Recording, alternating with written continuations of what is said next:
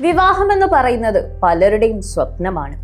രണ്ട് മനസ്സുകളുടെ, രണ്ട് കുടുംബങ്ങളുടെ ഒരുമിക്കൽ. എന്നാൽ ഇന്നത്തെ ലോകത്ത് പലപ്പോഴും ഒറ്റപ്പെടലിന്റെയും ജീവിത പങ്കാളിയെ കണ്ടെത്താനുള്ള നെട്ടോട്ടത്തിന്റെയും നടുവിലാണ് മനുഷ്യർ ജീവിക്കുന്നത്. പ്രായം കടന്നു പോകുമ്പോൾ, അനുയോജ്യരായ പെൺകുട്ടികളെ കിട്ടാതെ വരുമ്പോൾ ആളുകൾ ഏതറ്റം വരെയും പോകാൻ തയ്യാറാകും. ലക്ഷങ്ങൾ മുടക്കാനും കയ്യിലുള്ള സർവ്വ സ്വത്തുക്കളും അടിയറവ് വെക്കാനും അവർ മടിക്കില്ല. പക്ഷേ ഈ നിസ്സഹായതയും ആഗ്രഹങ്ങളെയും ഒരു വലിയ കച്ചവടമാക്കി മാറ്റിയിരിക്കുകയാണ് ചിലർ. ഒരു പവൻ സ്വർണത്തിലും ഒരു വ്യാജ ID കാർഡിലും ഒന്നോ രണ്ടോ ദിവസത്തെ അഭിനയത്തിലും തകർന്നു വീഴുന്നത് നൂറുകണക്കിന് മനുഷ്യരുടെ സ്വപ്നങ്ങളാണ്.